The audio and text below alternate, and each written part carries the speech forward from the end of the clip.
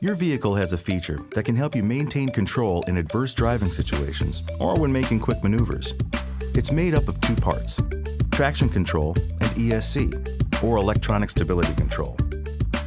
Traction control helps keep your wheels from spinning when you're pushing the gas pedal and from losing their grip on the road.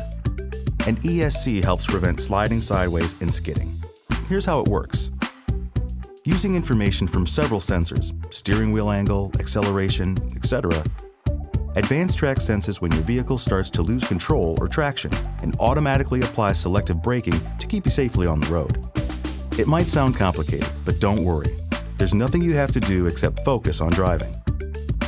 In fact, unless you manually turn off traction control, it's always on.